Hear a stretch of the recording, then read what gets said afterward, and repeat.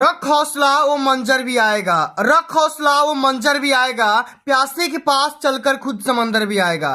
थक कर न बैठ ये बोर्ड से लड़ने वाले मुसाफिर, नंबर भी मिलेंगे और मिलने का मजा भी आएगा। जितने भी प्यारे बच्चे क्लास 10th में हैं और इस बार 2026 बोर्ड परीक्षा में गृह विज्ञान का पेपर देने वाले हैं, उनके लिए मेरे प्यारे बच्चों गृह विज्ञान का एक 100% वायरल पेपर लेकर के हाजिर हो चुका हूं। जिले के हर सेंटर पे यही पेपर छप करके आने वाला है। पेपर का कोड देख सकते हैं मेरे प्यारे साथियों, 825 इसी कोड करके दिया गया है। और आज का ये पेपर बच्चों पढ़ने के बाद आप सभी का गृह विज्ञान वाले पेपर में बिल्कुल यहां से 70 में 70 अंक पक्का हो जाएगा, क्योंकि बच्चों आज के इस वीडियो के माध्यम से पूरा पेपर का सलूशन वो भी बोर्ड एग्जाम की कॉपी पर बताने वाला हूं। और अब की बार 2026 बोर्ड परीक्षा में गृह विज्ञान की कॉपी का सलूशन कैसे करना है, टॉपर कॉपी कैसे लिखते हैं और कॉपियों को सॉल्व करने के लिए आपको कौन कौन सा तरीका लगाना है, कौन सी गलतियां नहीं करना होगा, एक एक चीजों के बारे में यहाँ पे मैं डिटेल में बात करने वाला हूं, जो कि यूट्यूब पे कोई नहीं बताता है। मेरे प्यारे बच्चों बिल्कुल ये वायरल मॉडल पेपर है और 21 फरवरी को एक कदम 100% यही पेपर छप करके आने वाला है। पेपर से पहले देख लीजिए आप सभी का 95% यहाँ से मार्क्स पक्का हो जाएगा। और साथियों इस वीडियो के अंतर्गत मैं आप सभी को कंप्लीट जानकारी देने वाला हूं कि अब की बार 2026 बोर्ड परीक्षा में गृह विज्ञान की कॉपी ऐसे लिखोगे तो बिल्कुल यहां से 70 में 70 अंक यहां से आप सभी का पक्का हो जाएगा। तो बिल्कुल इस प्रकार का पेपर पूछा जाएगा, जैसा कि आप यहां पे देख सकते हैं। जैसे ये पेपर आपके हाथों में आएगा, सबसे पहले यहां पे अपना अनुक्रमांक मतलब कि रोल नंबर और यहां पर अपना नाम एकदम अच्छे तरीके से भर देना होगा। अब 70 अंकों का पूरा पेपर पूछा जाएगा। यहाँ पे समय रहेंगे 3 घंटे 15 मिनट। नोट लिखा गया है बाबू कि प्रारंभ के 15 मिनट परीक्षार्थियों को प्रश्न पत्र पढ़ने के लिए निर्धारित है। मतलब ये जो समय मिल रहा है 15 मिनट में पूरा पेपर को ध्यान से पढ़ लेना है और बाकी 3 घंटे में पूरे पेपर को एक कदम खंड वाइज सेक्शन वाइज सॉल्यूशन यहाँ पे करना होगा। आराम आराम से वीडियो को देख लेंगे, 70 में यहीं से 70 पक्का होगा, ठीक ना। बात करेंगे निर्देश यहाँ पे क्या दिया गया है कि सभी प्रश्न हल करना अनिवार्य है। इसका मतलब ये होना बच्चों कि एक भी क्वेश्चन को छोड़ना नहीं है, वरना मार्क्स कम हो जाएंगे। पेपर 2 खंडों में होगा, एक तो खंड अ और दूसरा में खंड ब रहेगा। अब खंड अ में 1 अंक के 20 बहुविकल्पी प्रश्न होंगे, जिनका उत्तर ओएमआर आंसर शीट पे देना होगा। और मेरे प्यारे बच्चों ओएमआर को भरने के लिए ब्लू या ब्लैक पेन का इस्तेमाल करना होगा। किसी भी प्रकार का काटा पीटी इरेजर या वाइटर का इस्तेमाल आप नहीं कर सकते हैं, वरना मार्क्स कम हो जाएगा, ठीक ना। और जो भी आपका खंडवा होगा वो 50 अंकों का यहाँ पे रहने वाला है। तो आइए बच्चों एक एक प्रश्न का सॉल्यूशन एक कदम सेक्शन वाइज समझते हैं। खंड अ में 20 नंबर के 20 बहुविकल्पी जो क्वेश्चन पूछे गए हैं, इसमें हमारा पहला क्वेश्चन है कि यदि 7 लीटर दूध का दाम 420 रुपया है तो 1 लीटर दूध का दाम कितना होगा, ये आपको बताना होगा। तो साथियों हम क्या करेंगे, सिंपली 420 रुपया में हम क्या कर देंगे, 7 से डिवाइड कर देंगे, माने 7 छः का 42 कितना हो जाएगा, यानी कि ये हो जाएगा 42 कट जाएगा और ये जीरो यहाँ पे आ जाएगा। मतलब कि कुल मिलाकर के 60 रुपया 1 किलो यहाँ पे 1 लीटर दूध का दाम निकल कर आ जाएगा। तो कौन सा ऑप्शन सही हो जाएगा, डी वाला ऑप्शन यहाँ पे बिल्कुल करेक्ट आंसर हो जाएगा। समझ गए ना। अब मेरे प्यारे साथियों इसी प्रकार से अगला क्वेश्चन क्या पूछा गया है कि गिफ्ट चेक में रुपए की राशि होती है। जब हम किसी को कोई भी धन गिफ्ट करते हैं तो कितना रुपया दे सकते हैं, मिनिमम से मिनिमम आपका होता है 30 रुपया, 25 रुपया, 50 रुपए या 21 रुपये। तो साथियों गिफ्ट चेक के रूप में हम कितना रुपया पैसा दे सकते हैं, तो ये हो जाएगा 21 रुपया। डी वाला जो ऑप्शन दिखाई दे रहा है बिल्कुल यहाँ पे करेक्ट आंसर हो जाएगा। समझ गए ना। अगला हमारा क्वेश्चन क्या दिया गया है, ध्यान से समझते हैं। कह रहा है कि पारिवारिक बचत की सुरक्षा का साधन कौन कौन सा होता है, बैंक, पोस्ट ऑफिस या ए और बी दोनों या इनमें से कोई नहीं। तो साथियों जो भी हम पारिवारिक बचत को सुरक्षा रख सकते हैं वो कहां कहां पे रख सकते हैं, तो साथियों एक तो हमारा बैंक हो जाएगा, बिल्कुल यहाँ पे सही बात है। और दूसरा हमारा पोस्ट ऑफिस भी हो सकता है, मतलब कि बैंक और पोस्ट ऑफिस दोनों के दोनों यहाँ पे ऑप्शन बिल्कुल यहाँ पे राइट आंसर हो जाएंगे। इसलिए हम यहाँ पे ए और बी को टिक ना करके हम यहाँ पे सी वाले ऑप्शन को टिक करेंगे। बिल्कुल एकदम इसी तरीके से आप लोगों को बोर्ड एग्जाम के पेपर में सारा यहाँ पे क्वेश्चन करना होगा। समझ गया ना। चलिए अगला हमारा क्वेश्चन क्या पूछा गया है, जरा ध्यान से समझते हैं। कह रहा है कि जल से फैलने वाले रोग कौन कौन से हैं, पेचिस, अतिसार, हैजा या इनमें से सभी। तो साथियों जल के माध्यम से कौन कौन से रोग होते हैं जो कि फैल सकते हैं? तो पेचिस बिल्कुल सही बात है, ठीक ना, जो कि जल के माध्यम से फैलता है। अतिसार, डिहाइड्रेशन, जो कि जल के माध्यम से फैलता है। और हैजा भी मेरे प्यारे साथियों जल के माध्यम से भी, मतलब कि पानी के माध्यम से ही फैलता है। मतलब इस क्वेश्चन का जो ऑप्शन लगाएंगे डी वाला ऑप्शन को लगाएंगे, चौथा नंबर ऑप्शन यहाँ पे बिल्कुल करेक्ट आंसर हो जाएगा। समझ गए ना। अगला क्वेश्चन क्या दिया गया? क्वेश्चन बोल रहा है कि टिटनेस रोग के जीवाणु पाए जाते हैं, कहां पर पाए जाते हैं? मिट्टी में, गोबर में, जंग लगे लोहे पर या इनमें से सभी।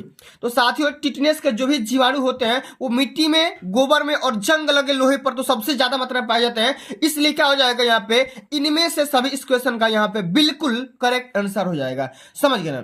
अगला साथियों क्वेश्चन क्या पूछा गया है कि जल का केमिकल सूत्र क्या होता है, केमिकल फार्मूला क्या होता है, रासायनिक सूत्र क्या होता है? ये क्वेश्चन स्टार लगा लो, बोर्ड एग्जाम के पेपर में बहुत ज्यादा इंपॉर्टेंट है, कई बार पेपर में आ चुका है। जल का रासायनिक सूत्र क्या होता है? H2O2, H2O, O2 या HO। तो साथियों जल का केमिकल फार्मूला जो होता है कि रासायनिक सूत्र जो होता है वो कितना हो जाता है? H2O होता है। क्या होता है? H2O होता है। दूसरा वाला ऑप्शन यहाँ पे बिल्कुल करेक्ट आंसर हो जाएगा। समझ गए ना। अगला साथियों क्वेश्चन बोल रहा है कि डेंगू कैसे फैलता है? मच्छर के काटने से, घरेलू मक्खी से, तिलचट्टे से या इनमें से कोई नहीं। अब बताइए डेंगू रोग कैसे फैलता है भाई? ये आपको बताना होगा, कई बार ये क्वेश्चन पेपर में आ चुका है। तो साथियों डेंगू जो रोग फैलता है ना, ये मच्छरों के काटने की वजह से फैलता है, या मलेरिया भी बोलेगा ना, मलेरिया भी अगर बोल देगा तो भी किसके वजह से होता है साथियों? ये भी मच्छर के काटने से ही फैल जाता है। तो पहला वाला ऑप्शन यहाँ पे बिल्कुल करेक्ट आंसर हो जाएगा। समझ गए। चलिए अगला हमारा क्वेश्चन क्या दिया गया है जरा ध्यान से समझते हैं। कह रहा है कि पर्यावरण प्रदूषण का कारण क्या है? जल्दी से बताइए। नगरीकरण, वनों की कटाई, औद्योगिकीकरण या इनमें से सभी। बताइए तो हमारा ये जो वातावरण है, पर्यावरण है, किन किन वजह से दूषित हो रहा है, प्रदूषित हो रहा है? तो सबसे पहला जो ऑप्शन दिया गया है नगरीकरण। मतलब कि अगर हम वन को काट करके अगर नगर बसाएंगे तो हमारा क्या हो जाएगा? वातावरण दूषित हो जाएगा। सही बात है। वनों की कटाई, और वन के काट देंगे तो भाई हमें शुद्ध ऑक्सीजन प्राप्त नहीं हो पाएगा। अब शुद्ध ऑक्सीजन प्राप्त नहीं हो पाएगा तो हमारा क्या हो सकता है? वातावरण इस वजह से भी दूषित हो जाएगा। और औद्योगिकीकरण, अगर मान के चलिए पूरा पेड़ पौधे काट करके पूरा वातावरण को खत्म करके वहां पे कंपनी वगैरह बसा देंगे तो क्या हो जाएगा? उसमें धुआं धक्कड़ जो भी निकलता है ना, कचरा पदार्थ निकलता है, इस वजह से भी हमारा क्या हो सकता है? पर्यावरण दूषित हो सकता है। मतलब कहना यह आशा है कि चारों के चारों यहाँ पे ऑप्शन बिल्कुल यहाँ पे करेक्ट आंसर हो जाएंगे। समझ गए। तो डी वाला ऑप्शन को टिक करना, राइट आंसर हो जाएगा। चलिए अगला साथियों क्वेश्चन क्या पूछा गया है कि कपड़े पर निशान लगाना चाहिए फ्रेंच चाक के माध्यम से, मिल्टन चाक से, पेंसिल से या सफेद चाक से। तो साथियों कपड़े पर जो भी हम निशान लगाते हैं ना वो किसके माध्यम से लगाते हैं? मिल्टन चाक के माध्यम से। ऐसा क्यों करते हैं साथियों? क्योंकि मिल्टन चाक से कपड़े पर निशान लगाने की वजह से निशान आसानी से, सरलता से छूट जाता है, इसलिए हम क्या करते हैं? मिल्टन चाक के माध्यम से कपड़े पर निशान लगाते हैं। बी वाला ऑप्शन यहाँ पे बिल्कुल करेक्ट आंसर हो जाएगा। आगे देख लेते हैं। अगला हमारा क्वेश्चन बोल रहा है कि घर में वस्त्र सिलने से बचत होती है। किसकी किसकी बचत होती है? धन की, सही बात है। वस्त्र की भी सही बात है। और समय की, ये भी सही बात है। यानी कि इनमें से सभी क्वेश्चन यहाँ पे राइट आंसर हो जाएगा। क्योंकि क्या हो जाएगा? इनमें से सभी जो ऑप्शन दिया गया है बिल्कुल यहाँ पे डी वाला ऑप्शन को लगा करके आना, ठीक है। चौथा वाला ऑप्शन यहाँ पे बिल्कुल राइट आंसर हो जाएगा। क्योंकि देखिए घर में जब हम कपड़ा का सिलाई करेंगे तो मेरे प्यारे बच्चों जो धन मतलब कि जो भी सिलाई का पैसा लगता है वो तो बच जाएगा। और जो भी हमारा एक्स्ट्रा मतलब कि जो वस्त्र होता है, कपड़ा काट के रखते हैं, वो दर्जी जो अपने घर पे रख लेता है, वो भी हमारा कपड़ा बच जाएगा। साथ में हम अपने इच्छा अनुसार डिजाइन सिलाई कर सकते हैं या अपने इच्छा अनुसार समय के हिसाब से हम क्या कर सकते हैं? सिलाई कर सकते हैं। मतलब कि इनमें से सभी क्वेश्चन का राइट आंसर क्या हो जाएगा? डी वाला हो जाएगा। समझ गए। चलिए अगला क्वेश्चन क्या पूछा गया? सब्जियों को धोना चाहिए कब? काटने के बाद, छीलने के बाद, या काटने और छीलने के पहले, या कभी नहीं। बताइए तो सब्जी को साथियों काटने और छीलने के जस्ट पहले धुलना चाहिए ताकि आराम से उसमें गंदगी पदार्थ आराम से बाहर आ सके, ठीक ना। तीसरा वाला ऑप्शन यहाँ पे बिल्कुल करेक्ट आंसर हो जाएगा। इसी तरीके से पूरे सेक्शन का सोल्यूशन के लिए कहीं भी भटकने की आवश्यकता नहीं है। मैंने बोला है ना 21 फरवरी को 100% यही पेपर छप करके आएगा। तो एक बार मेरे प्यारे बच्चे 1 के तो लाइक आप लोग करवा दीजिए और वीडियो का आप लोग ज्यादा से ज्यादा शेयर कर दीजिएगा। 1 के मतलब 1000 लाइक आप लोग करवा दीजिए, ठीक ना। पेपर से पहले देख लीजिए 95% मार्क्स मेरे प्यारे बच्चे यही से आपका पक्का होने वाला है। समझ गए। चलिए अगला हमारा क्वेश्चन क्या पूछा गया है कि रोगी का भोजन होना चाहिए। बताइए चटपटा, वसी प्रकार का, सुपाच्य या बिना पका हुआ है। तो साथियों रोगी का जो भी हम भोजन देते हैं ना, बिल्कुल एकदम सुपाच्य प्रकार का होना चाहिए, आसानी से पाचन होने वाला चाहिए। तीसरा वाला ऑप्शन यहाँ पे बिल्कुल करेक्ट आंसर हो जाएगा। एक एक क्वेश्चन इंपॉर्टेंट है, सभी क्वेश्चन को एकदम अच्छे तरीके से देख करके चले जाते हैं, तैयार करके चले जाते हैं, तो बोर्ड एग्जाम में आप सभी का 95% मेरे प्यारे बच्चे यहां से पक्का हो जाएगा। समझ गए ना। चलिए अगला हमारा क्वेश्चन क्या पूछा गया कि भोजन पकाने में किसका प्रयोग हानिकारक माना जाता है, पानी का, सोडा का, नमक का या चीनी का। तो भोजन पकाने में सबसे ज्यादा यहाँ पे हानिकारक तत्व कौन सा हो जाएगा, वो साथी हो जाएगा सोडा, ठीक ना। सोडा का इस्तेमाल कम से कम करना होगा, ठीक ना। बी वाला ऑप्शन यहाँ पे क्या हो जाएगा, करेक्ट आंसर हो जाएगा। बाकी पानी, नमक और चीनी तो हमारे हेल्थ के लिए क्या है, यहाँ पे लाभदायक है। चलिए अगला क्वेश्चन क्या पूछा गया कि मोच की क्या पहचान होती है। दर्द होना, सही बात है, ठीक ना। अगर मोच हो जाएगा बॉडी में, ठीक ना, तो क्या हो जाएगा, दर्द होगा। मांसपेशिया में खिंचाव हो जाना, ये भी सही बात है। सूजन आना माने फूल जाता है, जिस अंग पे मोच आ जाता है ना, वहां पे क्या हो जाता है, सूजन आ जाता है, फूल जाता है। मतलब कि इनमें से सभी इस क्वेश्चन का करेक्ट आंसर हो जाएगा। क्या हो जाएगा, इनमें से सभी हो जाएगा। समझ गए। अगला मेरे प्यारे साथियों क्वेश्चन क्या पूछा गया है कि श्वसन प्रक्रिया में रक्त का शुद्धिकरण किस गैस के द्वारा होता है, ये आपको बताना होगा। कार्बन डाइऑक्साइड, नाइट्रोजन, हाइड्रोजन या ऑक्सीजन, किस गैस की वजह से होता है साथियों, ये आपको बताना होगा। तो श्वसन प्रक्रिया के दौरान जो ब्लड का प्यूरिफिकेशन होता है वो साथियों ऑक्सीजन की वजह से होता है, ऑक्सीजन गैस के द्वारा ही होता है, ठीक ना। तीसरा वाला ऑप्शन यहाँ पे बिल्कुल राइट आंसर हो जाएगा। समझ गए।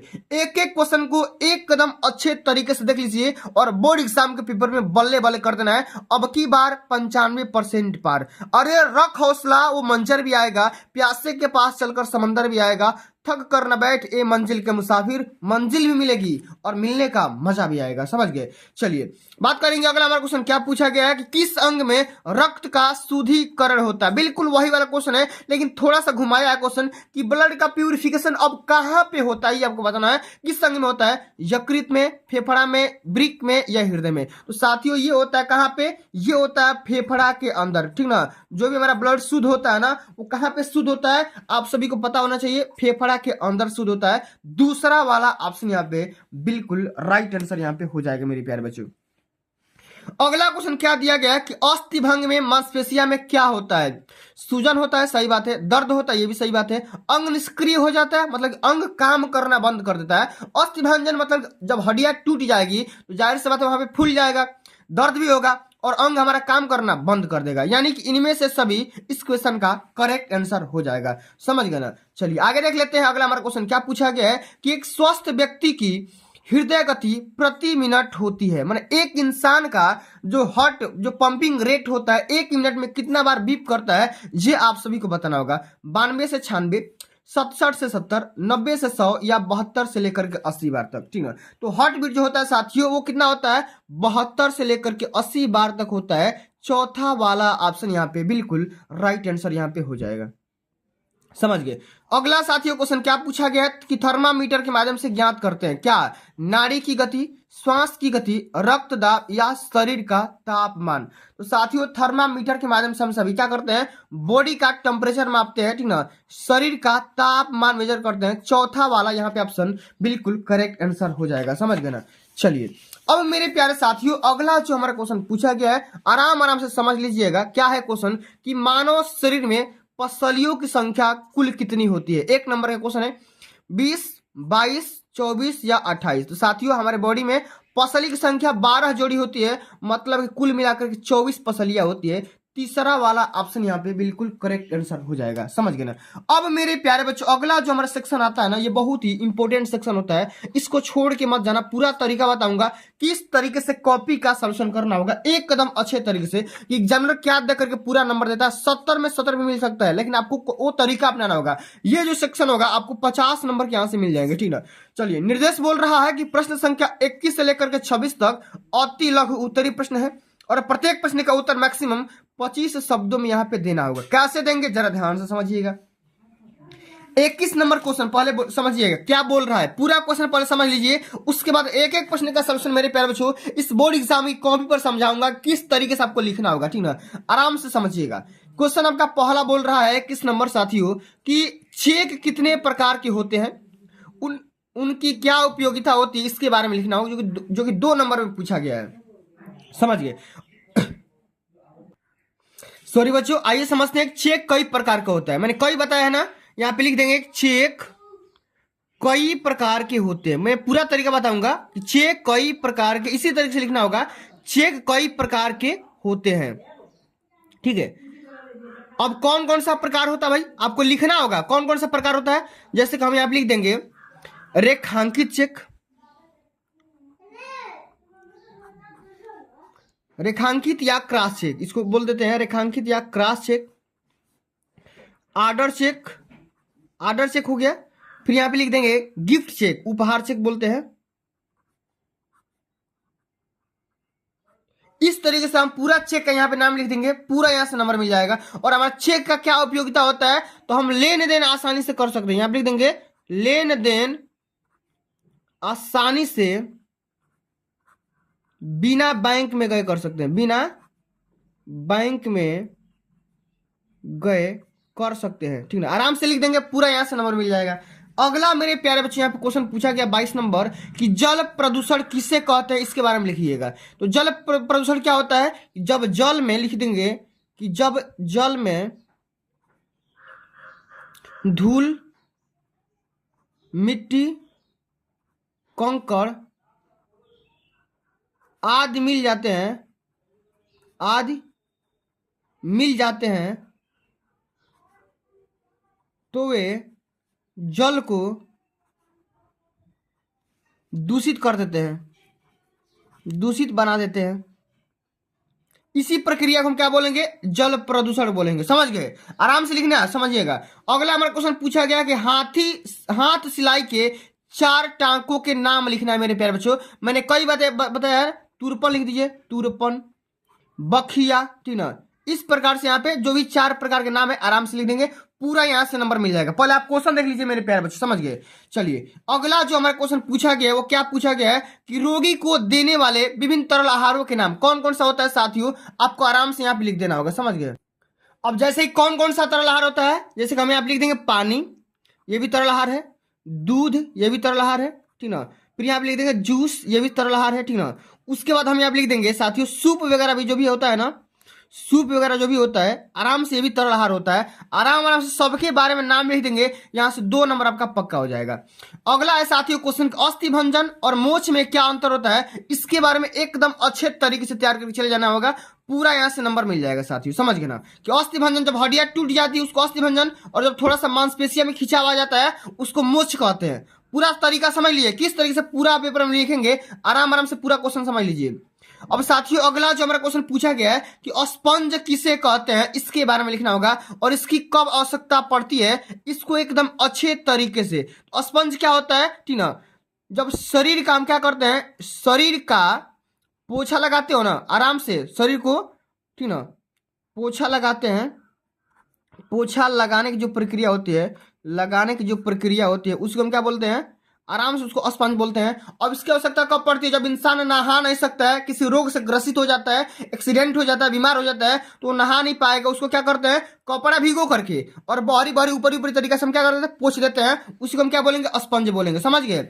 इसी तरीके से सारे क्वेश्चन को एकदम अच्छे तरीके से अटेम्प्ट करना होगा, पूरा क्वेश्चन समझ लीजिए। अगला है निर्देश की प्रश्न संख्या 27 से लेकर के 31 तक लघु उत्तरीय प्रश्न है और प्रत्येक प्रश्न का उत्तर मैक्सिमम 50 शब्दों में यहाँ पे देना होगा। समझिएगा, क्वेश्चन बोल रहा है कि अस्थि भंजन के 4 लाभ, नहीं भाई हानि लिखिए, कौन कौन सा हानि होता है इसके बारे में यहाँ पे लिखना होगा। अस्थि भंजन के 4 हानि कौन कौन सा होता है मेरे प्यारे बच्चों, एक तो हो जाएगा दर्द होगा, दूसरा हो जाएगा मेरे प्यारे बच्चों सूजन आ जाएगी, और एक तो हो जाएगा मांसपेशिया में खिंचाव आ जाएगा। मांसपेशियों में क्या आ जाएगा मेरे प्यारे बच्चों, मांसपेशियों में खिंचाव आ जाएगा, ठीक ना। और आराम से लिख देंगे भाई अंग काम करना बंद हो जाएगा, मतलब कि निष्क्रिय हो जाएगा। क्या हो जाएगा, निष्क्रिय हो जाएगा। इस प्रकार से चारों यहाँ पे हानि लिख देंगे जो भी आपका परेशानी होगी। अगला मेरे प्यारे बच्चों बहुत ही हलवा क्वेश्चन पूछा गया है कि यदि 12 कुर्सियों का मूल्य 1260 रुपया है तो एक कुर्सी का मूल्य कितना रुपया होगा, इसे आपको बताना होगा। बहुत ही सिंपल सा क्वेश्चन पूछा गया है, आराम से यहाँ पे हम कर सकते हैं। समझिएगा किस तरीके से सॉल्व करेंगे मेरे प्यारे बच्चों, यहाँ पे कुछ नहीं करना है, 1260 डिवाइड बाई 12 कर देंगे, क्योंकि 12 कुर्सी का मूल्य कितना है, 1260 है। तो एक कुर्सी का दाम निकालने के लिए हम क्या कर देंगे, 12 कुर्सी से डिवाइड कर देंगे, एक कुर्सी का दाम निकल कर आ जाएगा, और 12 है कम 12 और 12 5 60, मतलब कि एक कुर्सी का जो दाम होगा, कीमत होगा, वो 105 रुपया यहाँ पे मेरे प्यारे बच्चों निकल करके आ जाएगा। ठीक ना, इसी तरीके से सारा पेपर का निपटारा करना होगा, समझ गए। अगला हमारा क्वेश्चन क्या पूछा गया है कि वृक्षारोपण किसे कहते हैं, इसके बारे में समझिएगा, और यह कितने प्रकार की होती है। तो पेड़ लगाने की जो प्रक्रिया होती है ना, उसी को हम क्या बोलते हैं, वृक्षारोपण बोलते हैं। आराम से लिख देंगे, कोई दिक्कत नहीं। अगला है क्वेश्चन कि पर्यावरण संरक्षण के 4 उपाय लिखिए। भाई इसका क्या क्या उपाय हम कर सकते हैं, इसके बारे में आराम से लिख देंगे। पूरा यहाँ से 4 नंबर की बात है मेरे प्यारे बच्चों। पहले क्वेश्चन रख लीजिए, उसके बाद पूरा मैं तरीका बताऊंगा कि कॉपी पे किस तरीके से इसका सॉल्यूशन करना होगा। अगला है क्वेश्चन कि भोजन पकाने के कोई 2 उद्देश्य लिखिए। ठीक ना, तो सबसे पहले भोजन को आकर्षक बनाने के लिए, उसके बाद से भोजन को सुपाच्य बनाने के लिए। ठीक ना, सुपाच्य बनाने के लिए हम क्या करते हैं भाई, भोजन को पका करके खाना खाते हैं। ठीक ना, चलिए अब अगला जो हमारा क्वेश्चन मेरे प्यारे साथियों पूछा गया है, ये पूछा गया है दीर्घ उत्तरी वाला सेक्शन से। ठीक ना, बोल रहा है प्रश्न संख्या 32 और 34 तक दीर्घ उत्तरी प्रश्न है, और 32 और 33 में विकल्प दिए गए हैं, और एक ही विकल्प का उत्तर लिखना होगा। ठीक ना, और प्रत्येक प्रश्न का उत्तर मैक्सिमम 100 शब्दों में लिख सकते हैं। ठीक ना, 32 नंबर क्वेश्चन क्या बोल रहा है, न्यूमेरिकल सा क्वेश्चन है। क्वेश्चन बोल रहा है कि एक विद्यालय में 1000 विद्यार्थी हैं, 40% विज्ञान वर्ग के हैं और शेष साहित्य वर्ग के हैं। ठीक ना, चलिए अगला है, इसमें बोल रहा है कि दोनों वर्गों में विद्यार्थियों की अलग अलग संख्या बताइए, जो कि 6 नंबर में ये क्वेश्चन पूछा गया है। तो मेरे प्यारे बच्चों, इस प्रकार का जब क्वेश्चन पूछा जाएगा तो अब आप कैसे इसका सॉल्यूशन करेंगे, जरा ध्यान से समझिएगा। बहुत ही सिंपल सा क्वेश्चन है, आराम से यहाँ पे कर देते हैं। चलिए कैसे करेंगे, हम यहाँ पे लिख देंगे प्रश्नोत्तर संख्या, यहाँ पे लिख देंगे प्रश्नोत्तर संख्या 32। ठीक, क्या है क्वेश्चन, यहां पे हल लिख देंगे, सॉल्यूशन लिख देंगे। सॉल्यूशन में क्या लिखेंगे, हम लिख देंगे पहले एक विद्यालय में विद्यार्थियों की संख्या, क्या लिख देंगे, विद्यार्थियों की संख्या। अब विद्यार्थियों की संख्या कितनी है, 1000 है। अब देखिए विज्ञान वर्ग एक परसेंटेज कितना है, विज्ञान वाले विद्यार्थी, अगर विज्ञान वाले विद्यार्थियों की संख्या निकालना चाहेंगे तो 1000 का 40% हो जाएगा, कोई दिक्कत नहीं। तो 1000 का 40 माने 40% माने 40/100। अब 2 जीरो से 2 जीरो कैंसिल आउट, अब 10 गुणे 40 हो जाएगा, ये कितना आ जाएगा, 400 आ जाएगा, माने 400 विद्यार्थी विज्ञान वाले हो गए। ठीक ना, अब मेरे प्यारे शेष साहित्य वर्ग के हैं, तो हम यहाँ लिख देंगे साहित्य वाले, क्या लिख देंगे, साहित्य वाले विद्यार्थी। इसी तरीके से आराम से करना होगा, पूरा नंबर मिल जाएगा, समझ गए। तो कितना हो जाएगा, 1000 का, अब 100% में से तो भैया 40% तो विज्ञान वाले हो गए, तो 60% ना बचे तो 60% इसका निकाल दो। 1000 का 60/100 आ जाएगा, फिर 2 जीरो से 2 जीरो कैंसिल आउट, और यहाँ पे हो जाएगा 10 गुणे 60, ये कितना हो जाएगा, 600 हो जाएगा। तो 600 साहित्य वाले हो गए और 400 विज्ञान वाले हो गए। इस तरीके से यहाँ पे सॉल्यूशन कर देंगे, पूरा यहाँ से 6 नंबर मिलेगा, एक भी आपका नंबर नहीं कटेगा मेरे प्यारे बच्चों। नहीं तो अथवा करके एक और भी क्वेश्चन पूछा गया है कि यदि एक गाय 5000 रुपये में खरीद कर 4000 रुपये में बेच दी गई तो हानि या लाभ का प्रतिशत बताइए, कितना हो सकता है साथियों। चलिए अब इस वाले क्वेश्चन का सॉल्यूशन कैसे करेंगे जरा ध्यान दीजिएगा, तो मैं यहाँ पे यहीं पे कर दे रहा हूं। चलिए यहाँ पे लिखेंगे कि गाय का क्रय मूल्य, क्या लिख देंगे, गाय का क्रय मूल्य कितना है भैया, 5000 रुपया है। ठीक है, और लिख देंगे गाय का विक्रय मूल्य कितना है, विक्रय मूल्य कितना है बताओ, 4000 है ना।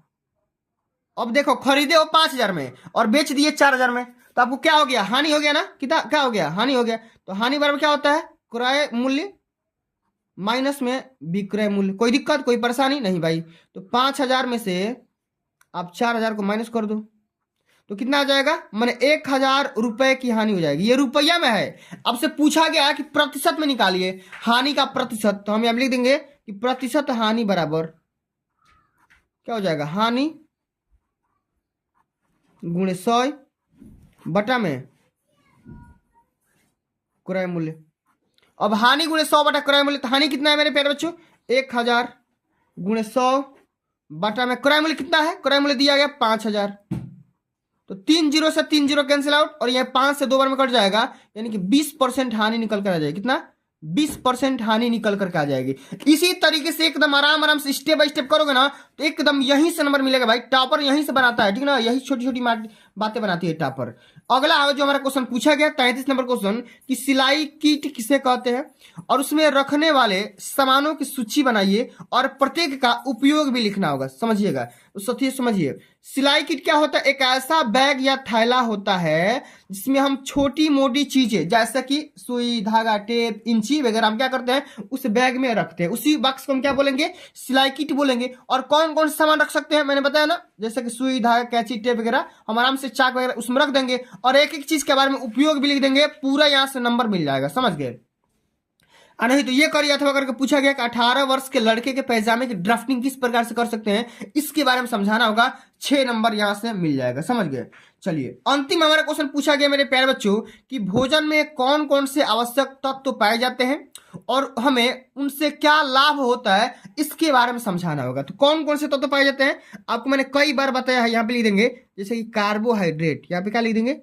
कार्बोहाइड्रेट, ठीक ना, पहला हमारा कार्बोहाइड्रेट आ गया, इसका बारे में इसका उपयोग भी लिखना होगा। फिर यहाँ पे लिख देंगे प्रोटीन, फिर यहाँ पे लिख देंगे वसा, फिर यहाँ पे लिख देंगे विटामिन।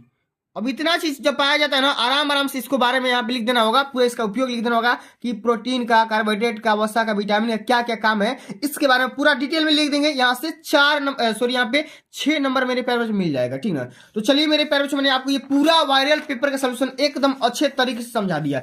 अब रही बात इसका सोल्यूशन किस तरीके से बोर्ड एग्जाम की कॉपी पे करना होगा, ये आप लोग समझिएगा, बिल्कुल एकदम आराम से समझिएगा। बिल्कुल इसी प्रकार से खंड व वर्णात्मक प्रश्न और अति लघु उत्तरीय प्रश्न एकदम सेक्शन वाइज लगा लगा करके हेडिंग, ठीक ना, प्रश्नोत्तर संख्या 21, 22, 23, 24, 25, 26, 27, 28, 29 और जहां से स्टार्ट हो रहा है लघु उत्तरीय उसका नाम भी लिख देना है, ताकि भैया जितना ज्यादा इंप्रेशन बना करके रखोगे ना कॉपी में उतना ही ज्यादा नंबर मिलेगा। और एकदम ब्लू और ब्लैक पेन के कॉम्बिनेशन के साथ में हेडिंग लगा लगा कर कॉपी के सोल्यूशन कर दोगे, एक कदम टॉपर तुम ही बनोगे मेरे प्यारे बच्चों। टॉपर की गारंटी आप यहाँ पे ले सकते हैं, ठीक ना, एकदम 70 में 70 यहीं से मिलेगा। लेकिन आपको ध्यान रखना है कौन कौन सी बातें यहाँ पे आपको आराम आराम से लिखना होगा, पूरा यहाँ से नंबर मिल जाएगा मेरे प्यारे बच्चों। समझ गए ना, एकदम इसी तरीके से भाई कॉपी का सोल्यूशन करना होगा, पूरा यहाँ से नंबर मिलेगा, एक भी आपका नंबर नहीं कटेगा। लेकिन भैया टॉपर होने अगर बनना है तो इसी प्रकार से आपको कॉपी लिखना होगा, ठीक ना। तो चलिए बच्चों, अगर ये वीडियो आप सभी को अच्छी लगी होगी हेल्पफुल लगी होगी तो इस वीडियो को एक प्यारा सा लाइक पहुंचा देना, जितना हो सकेगा वीडियो को आप लोग शेयर कर देना। अभी तक चैनल पर नए होंगे तो सब्सक्राइब जरूर करना, और आगे किस विषय में वीडियो चाहिए कमेंट में अपना फीडबैक जरूर दीजिएगा, ठीक ना। तो चलिए बच्चों मिलते हैं अगली वीडियो में, तब तक के लिए जय हिंद, जय भारत, वंदे मातरम।